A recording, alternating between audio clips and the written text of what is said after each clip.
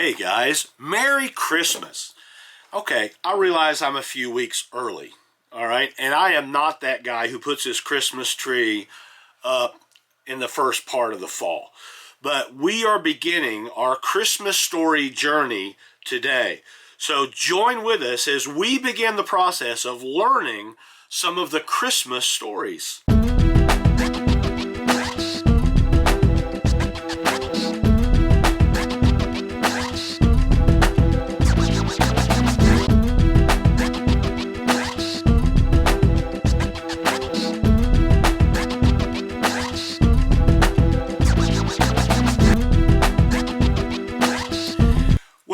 Thank you for jumping in here with us today.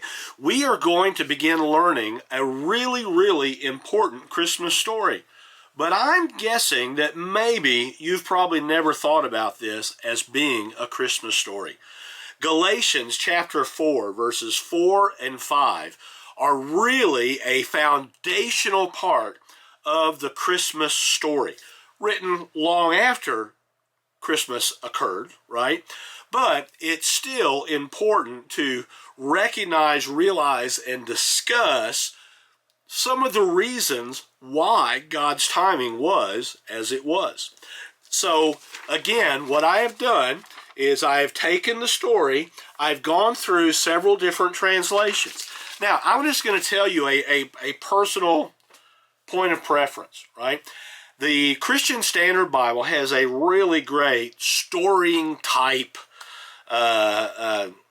flavor to it, as it just not just the narrative portions of Scripture, but other portions as well. But what I will typically do is I'll take like the New King James Version, which is a personal preference for me. I really like the New King James Version. And then I'll look at some other versions, and I will look to see which ones, first of all, fit within the context of the story the best, but also which ones are going to be more conversational. So the story I'm reading to you today, that we're going to be learning today, is kind of a conglomeration of the different texts that I have been looking at as I personally have been learning this story on my own. And this story is only 2 verses, so this shouldn't take us a long time. But again, what I've done in the story, you might see here, I've highlighted some things. I've changed some letters to red and some to blue, and then used a highlighter for several of the words that I just really wanted to see stand out. So as I'm learning this story myself, here's what I would do. I'm going to read the story just out loud. But when the fullness of the time had come, God sent forth his Son, born of a woman, born under the law, to redeem those who were under the law, that we might receive the adoption as sons. Okay, but when the fullness of time had come, God sent forth his Son. When the fullness of time had come, God sent forth his Son, born of a woman. I want to say virgin, but I know it's not virgin, it's woman. Born under the law, so that we might receive the adoption as sons. And so again, notice I'm repeating this out loud as part of the remembering process. And then I'm going to read it out loud again. But when the fullness of the time, I knew I was missing something there, and that could be significant, right? The fullness of the time, not time, of the time had come. God sent forth his Son, born of a woman, born under the law, to redeem those who were under the law. Again, that's repeated. That we might receive the adoption as sons. So as I go through this again, I'm looking, okay, what's going to stand out to me? But, so there's a contrast here before something else is happening. So when I learn this story, when I'm getting ready to present the story, I want to look to see what, in this case, Paul has written beforehand, to see why that but is there, right? But when the fullness of the time, so it is a specific time, the time had come. God sent, and now for me, I'm picturing a clock and it's being filled up and it's overflowing. The fullness of the time. So it's just helping me picture that in my mind. Had come. God sent forth. So I'm picturing God sending Jesus, sending his son, sent forth his son, born of a woman. Really? Born of a woman. Like, who's not born of a woman?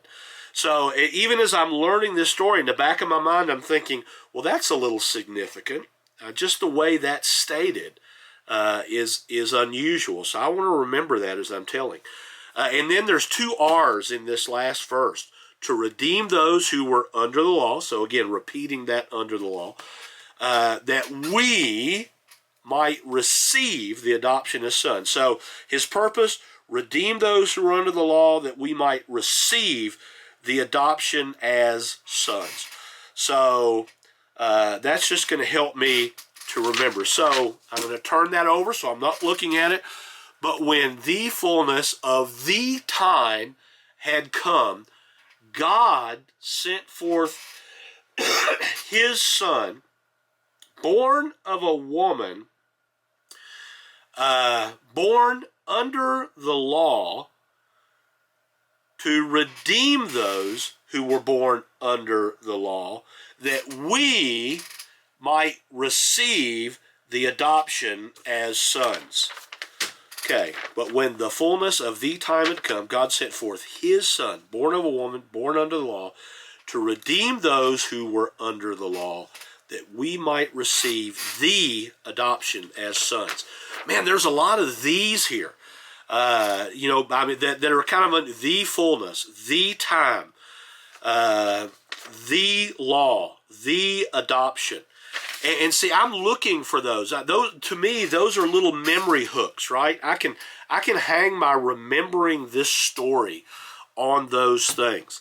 And now I'm going to leave you hanging, all right? Because you look at this, you go, wait a minute. I thought you said this was a Christmas passage. Oh, it is. Trust me. And we're going to look at this later on, probably tomorrow. We're going to begin doing this story. And this might only take one day. But then there are a number of other Christmas stories we're going to do leading up to just after Christmas, actually. And so I invite you to join us on this journey. So until the next time, keep telling those Bible stories.